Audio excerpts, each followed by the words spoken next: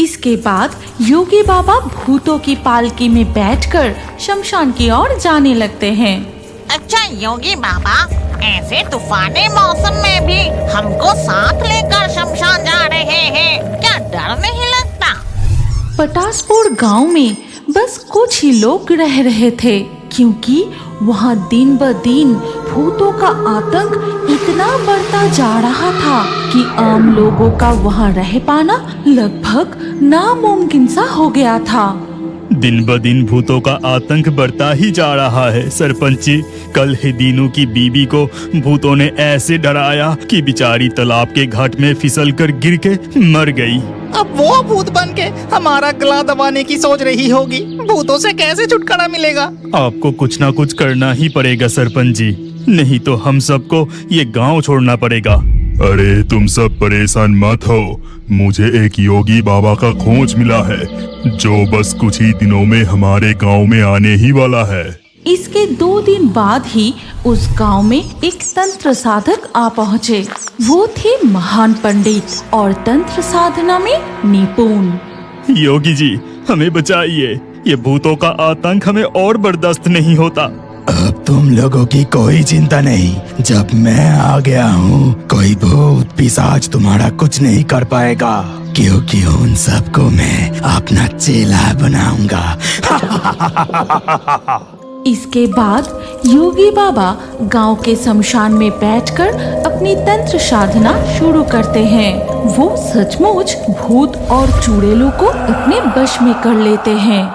ए मामदो, जा मेरा पालकी तैयार कर, सुबह होने वाली है, मुझे अपनी कुटिया में लौटना है। जैसी आज्ञा प्रभु, मैं अभी सभी भूतों को बुलाता हूँ। ये कहकर मामदो वहाँ से उड़कर शमशान के पास एक बरगद के पेड़ पर जाके बैठता है। भूतों चलो सब, प्रभु की साधना पूरी हो चुकी है, अब उन्हें पालकी से कुटिया तक पहुँचाना है। तो चुप रहे मामदो, उस पंडित की गुलामी अब और सहन नहीं होती मुझसे। भूत होकर मस्ती करेंगे, सबको डराएंगे। चुड़ैल, तू बिल्कुल सही कहा, भूत होकर दूसरों को डराएंगे, उल्टा हम ही डर रहे हैं। ऐसा कहते ही साथ चुड़ैल और डायन के शरीर जलने लगते हैं।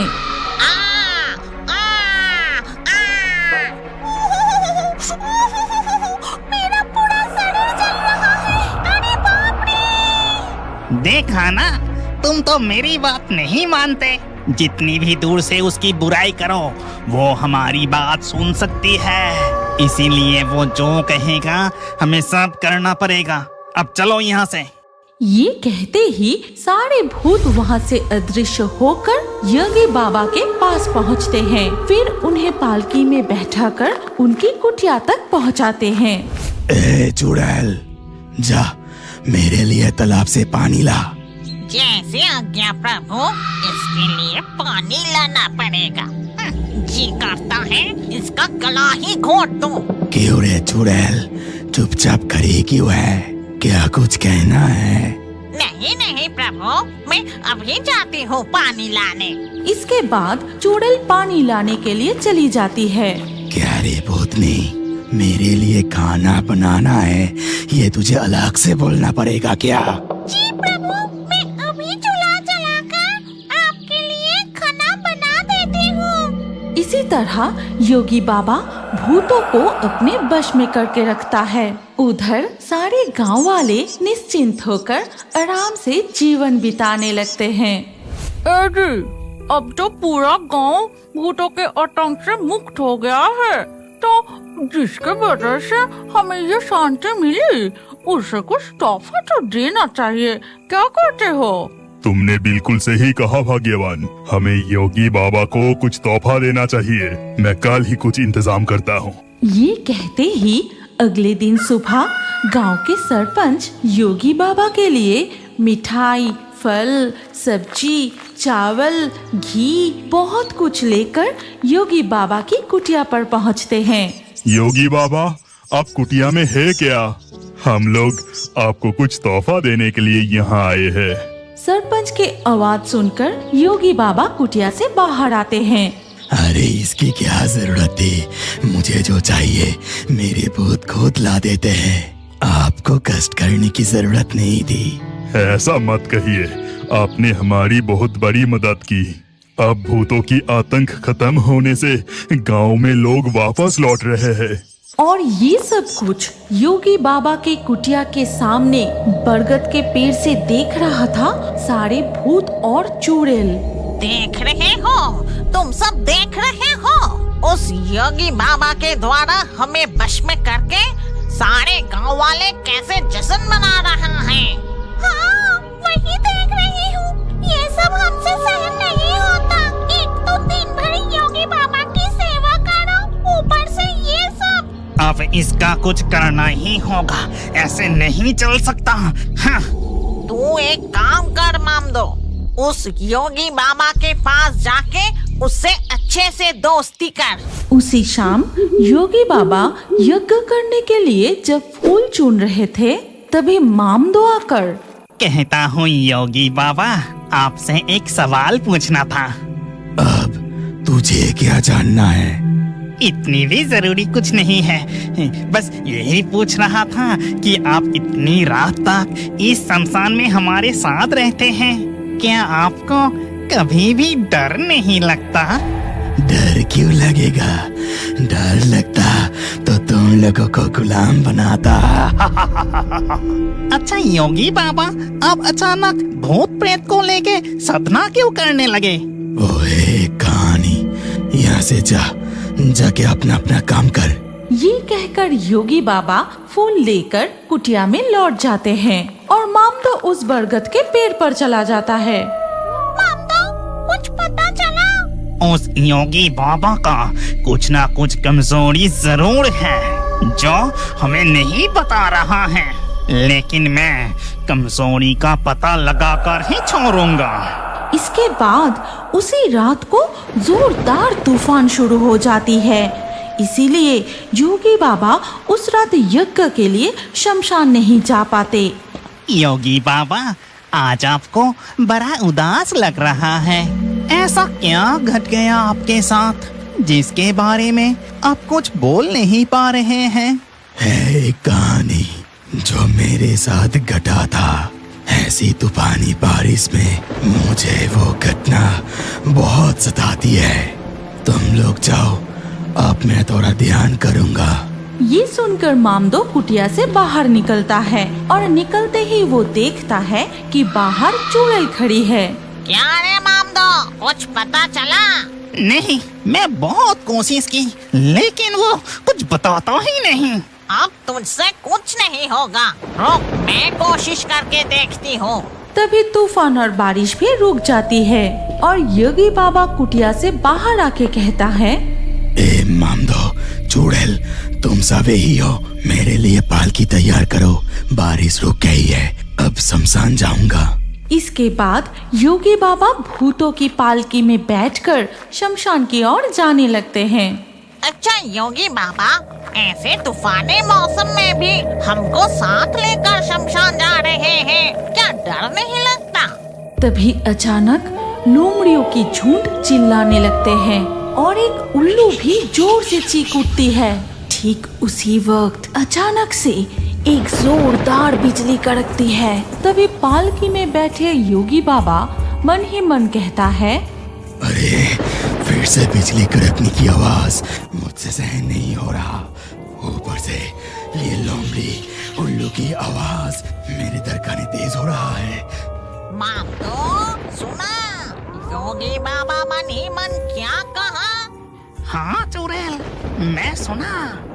ये आवाज रुकनी नहीं चाहिए। तू जाके उन सब से बोल कि एक पल के लिए भी ना रुके, लगातार चीखते ही जाए और इसी आवाज से ही योगी बाबा को आज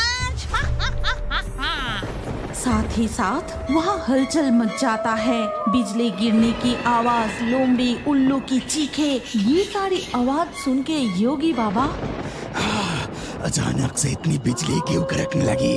ऊपर से ये लोमड़ी उल्लू की चीखने की आवाज मुझसे और सहन नहीं होता। मेरी धड़कनें तेज हो रहा है, सीने पर दर्द होने लगा। मुझसे ये और बर्दाश्त नहीं हो रहा। अब हमें तुम्हारा कमजोरी पता चल गया योगी बाबा। अब खुद को कैसे बचाओगे? तुम्हें किसी भी हालत में जिंदा नहीं छोड़ेंगे।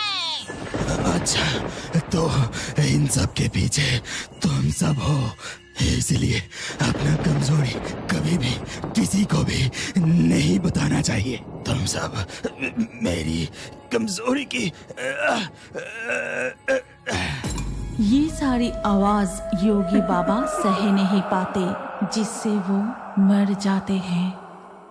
ये दौलतपुर शमशान घाट निसी नदी के किनारे दौलतपुर गांव के अंतिम छोर पर ये शमशान घाट जो गांव से बहुत दूर है। इस शमशान घाट के आसपास ज्यादातर लोग नजर नहीं आते और यहाँ तक आने के लिए एक छोटा नदी को पार करके एक बड़ा जंगल को पार करना पड़ता है और यहाँ दिन में भी हमेशा डर बना रहता है।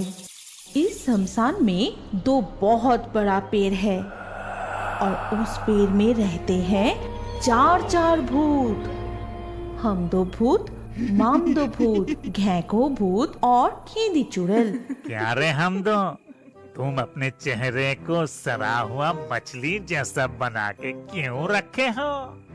आज मेरा भूत जन्मदिन है। अच्छा, इसीलिए तुम उदास बैठे हो? दुखी मत हो, खेदी तेरे लिए मछली का केक बनाई है और केक के ऊपर कीड़े लगा के डेकोरेशन किए हैं और देख के ही लगता है कि बहुत ही स्वादिष्ट बना है। मेरे जन्मदिन को याद रखे या ना रखे, मैं तो हमेशा ही सबका जन्मदिन याद रखती हूँ। अरे जल्दी चलो, अभी केक भी तो कटना है। रुको जरा, रात को और गहरी होने दो। सुनना, बहुत दिनों से हम बाहर घूमने नहीं गए। चलना कहीं और जाके हम दो का जन्मदिन सेलिब्रेट करते हैं। हाँ, चलो चलो, बहुत मजा आएगा। चलो ना, जल्दी करो। फूलों से सजे हुए एक खटिए पे चढ़कर उड़ते हुए जाते समय वो चारों तरफ देखने लगे, लेकिन कोई जगह पसंद नहीं आई। तभी एक घर के ऊपर से गुजरते समय तली हुई मछली की गंध नाक में आते ही कितनी अच्छी मछली की खुशबू आ रही है। चलो उस घर के बगल में उतारते हैं। चलो चलो, जल्दी से उतरो। मछली की खुशबू से जन्मदिन का पार्टी पूरा जम जाएगा। फिर वो चारों उस घर के पास वाली जमीन पे उतरती है। तुम लोग तैयार हो ना? हम तो मछली के कांटे जल्दी से पकड़ और केक को काटना शुरू कर। Happy birthday to you, happy birthday to अब आपके सामने संगीत पेश करेंगी भूत जगत की संगीत के महारानी मिस खेदी और भूत जगत के संगीत के राजा कुमार मामडो मामडो मामडो मामडो।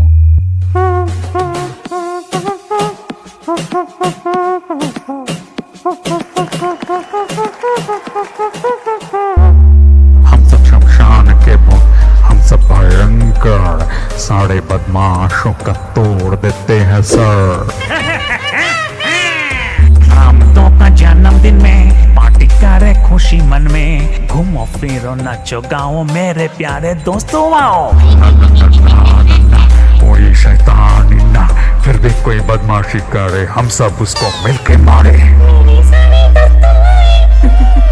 मछली का कौन से रहना जाए, ढेर सारी मछली लाओ जी फड़ के खाए। हम लोग का यहाँ ही में हवा में उड़ते हैं, कोई बदमाश को देखे तो उसका सर फोड़ते हैं। हमदो के जन्मदिन की पार्टी जोरों से चल रही है। अचानक पास वाले घर से चिल्लाने की आवाज सुनकर पार्टी रुक गई। तभी वो चारों उन्हें देखने लगे। ये क्या, अभी तक सारे मछली नहीं पकी? हो गया है, तुम जाके बैठो, तुम्हारे ससुर जाके दे आते हैं। फिर बूढ़े ससुर जाकर तले हुए मछली बहू को दे आते हैं। ये लो तुम लोगों का मछली। यह रख के बाहर जाके बैठिए, मैं जाके खाना देती हूँ। खुद अच्छा खाना खाने के लिए बूढ़े सास ससुर को बाहर खाने के लिए बिठाते हैं और देते हैं सिर्फ थोड़ा सा चावल और दाल। खुद कितने सारे खाना खाते हैं और माता पिता के लिए सिर्फ चावल और थोड़ा सा दाल। तुम्हें तो एक टुकड़ा मछली दे सकती थी। वो सब छोड़ो, अब तो हमारा उम्र हो गया है, इतने में ही हम खुश है। खुद ना खा के बेटे को खिलाए, खेती बाड़ी करके बेटे को पढ़ाया लिखाया, खुद के लिए कुछ नहीं रखा। हाँ भगवान, अब इस उम्र में आके हमें ऐसा दिन देखना पड़ रहा है। मामा, मैं जल्दी ही छू करके आती हूँ। अपने दादा दादी पर इस तरह अत्याचार होते देख उनके पोता को बहुत दुख होता था। उस दिन वो कुछ तली हुई मछली लेकर दादा दादी को देता है। दादाजी, दादी जी, आप दोनों जल्दी करके ये मछली खा लीजिए। ठीक उसी वक्त उनके बहू पीछे से जाकर अपनी बेटे का हाथ पकड़ लेता है। दादा दादी के लिए मछली लेकर आया है, मुफ्त में मिलता है क्या सब कुछ? बहुत हिम्मत हो गया तेरा। दादा दादी बिना मछली के चावल क्यों खाएंगे? बहुत जबन लड़ा रहा है, अंदर चलो। ये सब देखकर भूतों को बहुत गुस्सा आया। रुको, उस बदमाश बहू का गर्दन मरोड़ के चबा जाऊंगा। गुस्सा मत कर, उन्हें अलग तरह से सबक सिखाना पड़ेगा। अगले दिन सुबह चारों भूत पेड़ के नीचे बैठ के चाय पी रहे थे। दूसरी ओर बूढ़े ससुर आंगन में झाड़ियाँ साफ कर रहे थे और बूढ़ी सास सब्जियां काट रही थी। तभी उनके बहू आके एक प्लेट जोर से फेंकता है और उस आवाज से चारों भूत उनके तरफ देखा। इस तरह कोई बर्तन साफ करता है? बर्तन में जूठे लगे हैं, दिखाई नहीं दिया? ठीक से कीजिए। अभी कर देती हूँ बहू, अभी कर देती हूँ। असल में चश्मा टूट गया है ना, दिखाई नहीं दिया। खाने के वक्त तो सब कुछ दिखाई देता है। रुक, तुझे तो। ठीक उसी वक्त हमदो पेड़ से एक आम तोड़ के उनके बहू की तरफ जोर से फेंका और वो आम जाके बहू के मुंह पर अटक जाता है। ये देख रवि चिल्ला के बोला, कौन कौन कौन आम फेंक के मारा? पिताजी, आप बहू को ऐसे। इसके बाद जब वो पानी के बोतल लाने जाती है तो बोतल शून्य में उड़ने लगता है। तभी चारों भूत उनके सामने आते हैं। ये ले, थोड़ा और खा। अपने माता पिता को छोड़ के अकेला कटलेट खा रहा था ना, अब हवा में उड़ के ज्यादा तीखी मिर्ची खा। अरे बाप रे, बहुत तीखा मिर्ची, मुंह जल गया मेरा। बूढ़े माँ बाप से तुम लोग बर्तन साफ करवाते हो, बूढ़े सास से खाना बनवाती हो। जब तक खुद के अपराध नहीं मानती तब तक हवा में ऐसे ही लटकते रहना। अब देख मजा कैसा लगता है। झाड़ियाँ साफ करवाते हो है ना? गलती हो गई, गलती हो गई। हमें छोड़ दीजिए, हमें माफ कर दीजिए, हमसे गलती हो गई। दोनों मिलके 500 बार उठक बैठक लगाओ, जरा सा भी रुके तो उसी वक्त तीखा मिर्च। दोनों मिलके कान पकड़ के उठक बैठक लगाते हैं। अगर वो एक बार भी रुके तो साथ ही साथ कच्ची मिर्च। और कुछ देर ऐसे ही चलने के बाद वो दोनों जमीन पर गिर पड़े। तभी हमदो और खेदी चुड़ैल दोनों की बाल पकड़कर हवा में उठा लेता है। हमें माफ कर दीजिए, हमसे गलती हो गई है, हमें छोड़ दीजिए। जो माता पिता खुद भूखे रह के मेहनत करके पानी में भीग के अपने बच्चों को बड़ा किया, उस माता पिता को इतनी तकलीफ पहुंचाने में तुम्हें जरा सा भी बुरा नहीं लगा? हमें अच्छा सबक मिला है, फिर कभी हम ऐसा काम नहीं करेंगे, हमें माफ कर दीजिए। हमसे नहीं, तेरे माता पिता से माफी मांग। फिर हमदो और खेदी बेटे और बहू को धक्का देकर माता पिता के पैरों पर गिरा दिया। ला, आप माता पिता से माफी मांगो। ऐसा गलती दोबारा नहीं होगा। बहुत तकलीफ पहुंचाया आप दोनों को, क्षमा कर दीजिए। मैंने बहुत अन्याय किए माँ, आपके ऊपर बहुत बहुत जुल्म किया है, इस बार हमें माफ कर दीजिए माँ। ये बात सुन के रवि के माता पिता मुस्कुराते हुए अपनी बहू और बेटे के सिर पर हाथ रखते हैं और इसके बाद से वो सारे मिलजुल के खुशी खुशी रहने लगते हैं। क्या अब बड़े होकर भी कार्टून देखना पसंद करते हैं? तो अपना नाम कमेंट करें और